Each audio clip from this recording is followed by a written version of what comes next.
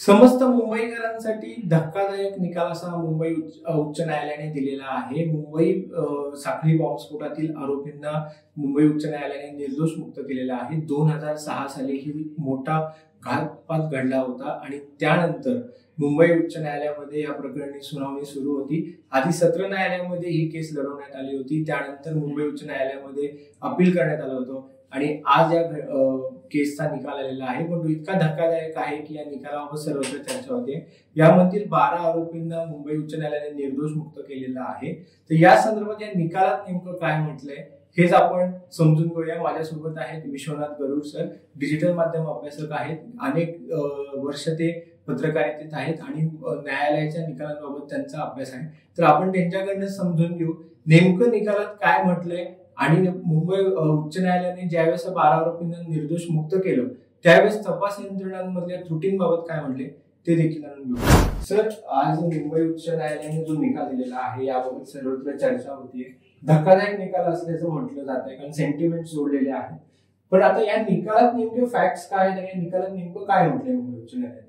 नक्कीच अनिकेत, आपण एक समजून घेतलं पाहिजे की जेव्हा कुठलाही खटला हा जेव्हा न्यायालयात जातो तेव्हा न्यायालयामध्ये तिथं सादर होणारे पुरावे, त्यानंतर कायद्यातील तरतुदी आणि तिथं केलं जाणारं वकिलांकडनं केलं जाणारं आपण आर्ग्युमेंट किंवा त्याला आपण युक्तिवाद म्हणतो, या सगळ्या गोष्टी अत्यंत महत्वाच्या असतात आणि या सगळ्या गोष्टींची योग्य पद्धतीने सांगड घातली गेली तरच निकाल हा योग्य पद्धतीने येऊ शकतो। आजचा जो निकाल आहे तो धक्कादायक यासाठी आहे की उच्च न्यायालयाचं जे खंडपीठ आहे मुंबई उच्च न्यायालयाचं, त्यांनी या प्रकरणातील किंवा या बॉम्बस्फोट खटल्यातील जे दोषी आरोपी होते की ज्यांना मकोका कोर्टाने म्हणजे महाराष्ट्र संघटित गुन्हेगारी नियंत्रण कायदा याच्यासाठी म्हणजे या कायद्याअंतर्गत जे न्यायालय स्थापन झालेलं आहे त्या न्यायालयाने यातल्या 12 जणांना दोषी ठरवलं होतं आणि त्यातल्या 5 जणांना फाशीची शिक्षा सुनावली होती आणि 7 जणांना जन्मठेपेची शिक्षा सुनावली होती आणि या 12 जणांना आज उच्च न्यायालयाने निर्दोष त्यांची सुटका केलेली आहे।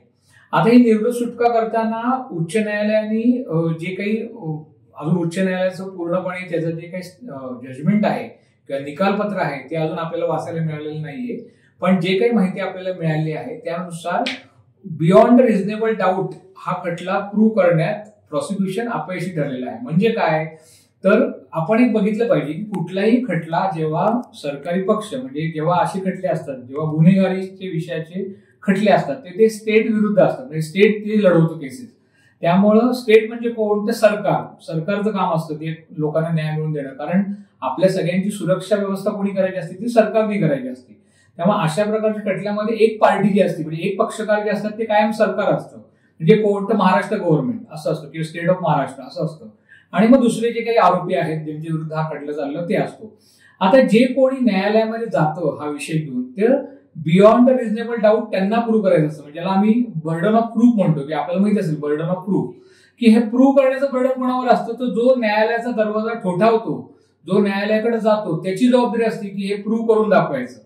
जो आरोपी आहे तो कायम स्वतःची बाजू म्हणजे डिफेन्स म्हणतो ना आपण त्याला, कारण त्यांचं काम आहे की ते डिफेन्स करणं स्वतःचा, पण सरकारी पक्षाचं काम असतं की ते प्रूव्ह करून दाखवणं। तर ह्या खटल्यामध्ये नेमकं हेच झालेलं आहे की जेव्हा आपण क्राईम रिलेटेड गुन्हे असतात किंवा जे गुन्हेगारी स्वरूपाचे खटले असतात त्यामध्ये एक प्रिन्सिपल आपल्याकडं पाळलं जातं की बियॉन्ड रिझनेबल डाऊट ते प्रूव्ह करता आलं पाहिजे सरकारी पक्षाला। तर ह्या खटल्यामध्ये नेमकं तेच करता आलेलं नाही। हा आपल्या सर्वात म्हणजे ह्या निकालाचा सर्वात जो क्रक्स आहे, जो महत्वाचा भाग आहे तो आहे की सरकारी पक्षाला जे कोणी हे ज्या 12 जणांना दोषी ठरवलं होतं मोकोका कोर्टाने त्यांनीच हे सगळं कृत्य केलेलं आहे, त्यांनीच हे सगळे बॉम्बस्फोट घडवून आणलेले आहेत। यासाठी जे आवश्यक पुरावे आहेत, यासाठी जे आवश्यक आर्ग्युमेंट्स आहेत, कायद्यातील तरतुदी आहेत हे योग्य पद्धतीने सगळं जुळवून किंवा त्याची सांगड घालून ते उच्च न्यायालयापुढे मांडता आलेलं नाही असं दिसतंय। त्यामुळे बियॉन्ड रिझनेबल डाऊट हे प्रूव्ह करताना आल्यामुळं उच्च न्यायालयाने यातल्या 12 जणांची आज निर्दोष सुटका केलेली आहे। अनिकेत सर, आता याच्यामध्ये म्हणजे आम्ही जेव्हा या घटनेकडे बघतो त्यावेळेस आपण एक भावनिक असतो, इतक्या लोकांचा 189 लोकांचा यामध्ये मृत्यू झाला तर 800हून अधिक लोक यामध्ये जखमी झाले। अर्थात तो बॉम्बस्फोट खूप मोठा होता, म्हणजे त्याच्यामध्ये असंख्य लोक मेली, महिला मेल्या, बालक मेली। मग ह्या अशा वेळेस ज्यावेळेस सेंटिमेंट्स या घटनेशी जोडलेले आहेत आणि त्यावेळी जेव्हा एका न्यायालय ह्या घटनेकडे पाहतं आणि त्यावेळेस तुम्ही जसं म्हणलात की ह्या सगळ्या कायद्याच्या चौकटीत बसून तपास यंत्रणेने केलेला तपास बघून हा निर्णय दिला जातो, त्यावेळेस आता ह्या निकालानंतर ज्या चर्चा होत आहेत किंवा जे तर्कवितर्क किंवा राजकीय आरोप प्रत्यारोप होत आहेत, आता सत्ताधाऱ्यांकडनं तत्कालीन सत्ताधाऱ्यांवर आरोप केले जात आहेत, याबद्दल तुम्ही काय बोलाल, म्हणजे कसं समजायला? एक आपण समजून घेतलं पाहिजे अनिकेत, की असं असतं की जेव्हा उच्च न्यायालय किंवा कुठल्याही न्यायालयात एखादा खटला चालू असतो ना, तेव्हा त्या न्यायालयाच्या न्यायालयाची जे दालन असतं त्या दालनामध्ये जे काही घडतं त्यालाच महत्व असतं. त्यामुळे तिथं लोकांचे सेंटिमेंट्स काय आहेत, पत्रकार काय म्हणतायत, माध्यम काय म्हणतायत किंवा सोशल मीडियावरती काय चर्चा सुरू आहे, ह्या गोष्टी तिथं इररिलेव्हंट असतात. कारण तिथं काय होतं की तिथं दोन पक्षकार असतात. कुठल्याही खटल्यामध्ये दोन पक्षकार आवश्यक असतात. एक जो असतो तो सरकारी पक्ष, जेव्हा आपण गुन्ह्याविषयी बोलतो तेव्हा एक सरकारी पक्ष असतो आणि एक डिफेन्स असतो की जो स्वतःचा बचाव करणारा पक्ष असतो. त्यामुळे दोन पक्षांमधले वकील, दोन पक्षांमधल्या वकिलांचं कायद्याचा अभ्यास, ते कायद्याचं इंटरप्रिटेशन कसं करतायत, पुरावे जे काय सादर केलेले आहेत ते पुरावे सादर करण्याची, आणि एक आवडण्याचं महत्वाचं भाग आहे की कुठल्याही न्यायालयात एक प्रोसिजर फॉलो केली जाते. ते प्रोसिजरला पण खूप महत्व असतं. म्हणजे ही प्रोसिजर कधी सुरू होती तर पुरावे गोळा करण्यापासून, म्हणजे ज्याला आपण एखादी घटना घडल्यानंतर, एखादा गुन्हा घडल्यानंतर तो पुरावे गोळा करणं, म्हणजे फॉरेन्सिक डिपार्टमेंट असेल, पोलीस खातं असेल, इतर प्रकारचे तपास अधिकारी, कुठल्या तपास संस्था त्यामध्ये जर काही इन्व्हेस्टिगेशन किंवा त्यात शोध घेत असतील किंवा त्यात काम करत असेल तर त्यांनी त्या सगळ्या पुराव्यांचं संकलन कशा पद्धतीने केलेलं आहे आणि ते संकलित केल्यानंतर ते कशा पद्धतीने कोर्टात मांडलं जात आहे, या सगळ्या गोष्टी अत्यंत महत्वाच्या असतात. कारण कोर्टाच्या समोर या सगळ्या गोष्टी प्रिसाइजली, नेमकेपणाने कायद्यातील तरतुदींना धरून मांडता आल्या पाहिजे. तिथं पुढे जर का लूपहोल्स राहिले किंवा तिथं जर का कुठल्या त्रुटी राहिल्या तर मग निकाल बदलू शकतो. असं आपण ह्याच्या आधी पण अनेक वेळेला असं घडलेलं आहे. आणि या आजच्या निकालामध्ये हेच दिसते की जर म्हणजे उच्च न्यायालयाने असं म्हणले की बाबा त्या पद्धतीने बियॉन्ड रिझनेबल डाऊट प्रूव्ह करता आलं नाही, म्हणजे काय तर सरकारी पक्षाचं काम आहे प्रूव्ह करणं की हे जे आरोपी आहेत किंवा आता ते दोषी होते, कारण त्यांना मकोका कोर्टाने दोषी ठरवलं होतं, त्यामुळे त्यांचं काम होतं की बाबा हे दोषी जे आहेत हेच दोषी आहेत, हे उच्च न्यायालयात प्रूव्ह करायला पाहिजे. ते प्रूव्ह करता आलेलं नाही असं यातनं साधारणपणे दिसते. आणि दुसरी जी गोष्ट यामध्ये खटल्यामध्ये जी महत्वाची आहे की बचाव पक्षातील जे दोषी दोघं जण होते त्यापैकी एक म्हणजे ज्यांना दोषी ठरवलं होतं त्या दोघांना जन्मठेपेची शिक्षा जी सुनावली होती, एक मुजम्मिल शेख म्हणून आहे आणि एक जफीर शेख म्हणून आहे. तर ह्या दोघांचं वकीलपत्र ॲडव्होकेट एस मुरलीधर यांनी घेतलं होतं. हे सिनियर ॲडव्होकेट आहेत, म्हणजे सिनियर ॲडव्होकेट ही डेझिग्नेशन आहे वेगळ्या पद्धतीचं, हे सिनियर ॲडव्होकेट आहे. तर त्यांनी त्या दोघांचा बचाव करताना, न्यायालयापुढे युक्तिवाद करताना, म्हणजे ह्या तपास अधिकाऱ्यांनी कशा पद्धतीने यामध्ये या तपासामध्ये लूपहोल्स राहिलेले आहेत, त्रुटी राहिलेल्या आहेत, हे टू द पॉइंट प्रिसाइजली उच्च न्यायालयाकडे दाखवून दिलं. त्यामुळे ते पण आपण समजून घ्यायला पाहिजे की एकीकडं सरकारी पक्ष कमजोर ठरलाय, दुसरीकडे बचाव पक्षाचे जे सिनियर ॲडव्होकेट एस मुरलीधर आहेत त्यांनी हे दाखवून दिले की कशा पद्धतीने त्रुटी राहिलेल्या आहेत तपासामध्ये. त्यामुळे आपण एक समजून घेतलं पाहिजे लोकभावना काय आहेत, जनभावना काय आहेत, कुणाला काय वाटतं, म्हणून न्यायालय कुठला निकाल देत नाही असं कधीच होत नाही. न्यायालयामध्ये facts and circumstances of the case, त्या केसच्या फॅक्ट्स काय आहेत, तथ्य काय आहे, त्या केसची परिस्थिती काय आहे, त्यानंतर कायद्यातील तरतुदी काय आहेत, पुरावे काय सादर केलेले गेलेले आहेत, आर्ग्युमेंट्स काय केलेले आहेत, कायद्यातील तरतुदींचा जो अर्थ लावायचा असतो तो कशा पद्धतीने लावलेला आहे, ह्या सगळ्या गोष्टी. आणि ह्या सगळ्यामध्ये प्रोसेस किती व्यवस्थितपणे फॉलो केलेली आहे. म्हणजे फक्त न्यायालयाची प्रोसेस नाही, तपासापासून सुरू होणारी प्रोसेस. म्हणजे 11 जुलै 2006 जेव्हा बॉम्बस्फोट झाला तिथपासून तो तपास सुरू झाला. त्या दिवशीपासून त्या तपासामध्ये जे जे एव्हिडन्स पुरावे म्हणून सरकारी पक्षांनी गोळा केले किंवा सरकारी पक्षाने म्हणण्यापेक्षा तपास अधिकाऱ्यांनी गोळा केले, ते पुरावे कशा पद्धतीने गोळा केले गेले, मग ते पुरावे गोळा करताना काय पद्धतीने ते पुराव्यातली काही गोष्टी जर का न्यायालयात मांडायची असेल तर त्याची प्रोसिजर असते, ती प्रोसिजर कशा पद्धतीने फॉलो केली गेली. त्यामुळे ह्या सगळ्या फॅक्टर्स वरती विचार होतो. आणि म्हणजे आपल्याकडे दुसरं पण तत्व असेल की म्हणजे न्यायालयाचं तत्व आहे की 100 गुन्हेगार सुटले तरी चालतील पण एक निर्दोष व्यक्तीला शिक्षा होता कामा नये, असं आपण म्हणतो की आपण एक प्रिन्सिपल म्हणून ते आपण स्वीकारलेलं आहे की कुणालाही विनाकारण शिक्षा व्हायची कारण नाही, तुम्हाला ते प्रूव्हच करता आलं पाहिजे की ह्याच व्यक्तीने केलं पाहिजे. आणि जेव्हा गुन्हेगारी स्वरूपाचे खटले असतात ना तेव्हा बियॉन्ड रिझनेबल डाऊट, म्हणजे हे खूप महत्वाचं प्रिन्सिपल आहे की कुठलीही शंका नाही राहिली पाहिजे न्यायालयाच्या मनात, न्यायाधीशांच्या मनात कुठलीही शंका राहिली नाही पाहिजे की ह्याच व्यक्तीने XYZ व्यक्तीनेच हे कृत्य केलेलं आहे. जर न्यायाधीशांना त्या पद्धतीने सरकारी पक्षाला दाखवून देता आलं की ह्याच व्यक्तीने केलेलं आहे, तर मग न्यायाधीश त्या पद्धतीने शिक्षा देऊ शकतात. त्यामुळे ती ह्या केसमध्ये तसं झालेलं दिसत नाही. आपण अजून मी जसं आधी म्हणलं तसं पूर्ण जजमेंट मी पण वाचलेलं नाहीये, पण जे काही रिपोर्टिंग त्या संदर्भात झालेलं आहे किंवा मला जी काही माहिती मिळाली त्या आधारावरती मी तुम्हाला सांगतोय.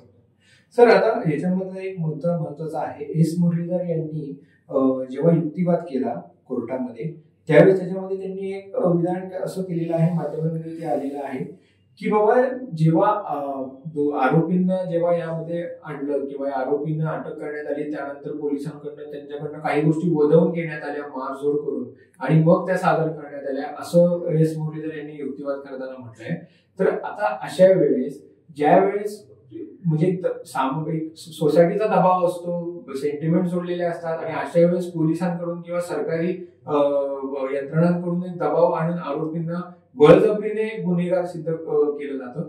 मग अशा ह्या संपूर्ण याच्यामध्ये आता उच्च न्यायालयामध्ये हा जो खटला आहे, उच्च न्यायालय आता यावर सरकारवरच तो हे करू शकेल, कारण त्या लोकांची 18 वर्ष जेलमध्ये गेलेली आहेत. तर आता उच्च न्यायालय यावर सरकारवर ताशेरे किंवा सरकारवर ऍक्शन घेऊ शकतो किंवा त्यांना सक्त निर्देश देऊ शकतो, कारण 18 वर्ष ती लोक आतमध्ये आहेत. आता सध्या त्यांना निर्दोष मुक्त केलेलं आहे. हा ठीक आहे, म्हणजे सरकारवरती दोष देणार वगैरे मला माहित नाही. काही स्क्रिप्चर्स जर का उच्च न्यायालयाने पास केले असतील आज काही, तर ते मला माहित नाही झालं. तसं काही माझ्यापुढे आलेलं नाहीये. जसं मला जजमेंट ते वाचलं पाहिजे, त्या जजमेंटमध्येच आपल्याला हे कळून येईल. पण आता ठीक आहे, आता कसं असतं की एखाद्या आरोपीला जेव्हा पोलीस की बाबा हा आरोपी आहे संभाव्य आणि ह्यानीच तो गुन्हा केलेला आहे म्हणून त्याला जेव्हा ताब्यात घेतात, मग त्याला अटक होती. अटक झाल्यानंतर त्याला हा ऑप्शन असतो की बाबा तो जामिनासाठी अर्ज करू शकतो. पण जामीन प्रत्येक वेळेला लगेच मिळतो असं नाही. काही वेळेला जामीन मिळतो. जामिनामध्ये पण 2 प्रकार असतात. एक अँटिसिपेटरी बेल असतो, म्हणजे तो तुम्हाला अटक होण्याच्या अगोदरच तुम्ही घेऊ शकता, आणि एक दुसरा बेल रेग्युलर बेल असतो. रेग्युलर बेल मध्ये तुम्हाला अटक झाल्यानंतर जर का तो ऑफेन्स जो आहे, जो गुन्हा जो आहे, तो जर का कॉग्निझेबल असेल आणि नॉन बेलेबल असेल, तर त्या केसमध्ये तुम्हाला कोर्टात जाऊन तो मग सत्र न्यायालय किंवा उच्च न्यायालय या 2 कोर्टामध्ये जाऊन तुम्हाला त्यामध्ये जामीन घ्यावा लागतो. आता ह्या केसमध्ये स्पेसिफिक बोलायचं झालं ना, तर म्हणजे मुरलीधर हे बचाव पक्षाचे वकील होते, त्यामुळं त्यांचं कामच आहे ना डिफेन्स करणं. त्यांचे जे काही आशील आहेत त्यांचं डिफेन्स करण्याचं त्यांचं काम आहे. त्यामुळे त्यांनी हेच सांगितलं की बाबा आमचे जे काही आशील आहेत त्यांची 18 वर्ष ही अकारण वाया गेली आणि पोलिसांनी म्हणजे ठरवून ठेवलं होतं की हे दोषी आहेत असं म्हणूनच त्यांना तुम्ही डांबून ठेवलं होतं कारागृहात. त्यांना एक दिवसही कुणी कारागृहात सोडलं नाही. ते आता कारण गुन्हा तसा मोठा होता ना, कारण हा एक प्रकारे दहशतवादी कृत्य नाही, म्हणजे एक प्रकारे काय दहशतवादी कृत्यच आहे. त्यामुळे पूर्ण वॉर अगेन्स्ट स्टेट असं ज्याला आपण म्हणतो त्या पद्धतीचा हा गुन्हा आहे. त्यामुळे ह्याची ग्रॅव्हिटी खूप मोठी आहे. त्यामुळे त्यांना कधी जामीन मिळालाही नाही आणि ते 18 वर्ष कारागृहात डांबून राहिले. त्यामुळे त्यांनी त्यांचा बचाव करताना या गोष्टी सांगितल्या. आता यामध्ये स्पेसिफिकली सरकार म्हणून असं कोणी दोषी नाहीये. म्हणजे कसं असतं की सरकार ही खूप मोठी यंत्रणा आहे ना, सरकारचे अनेक भाग असतात.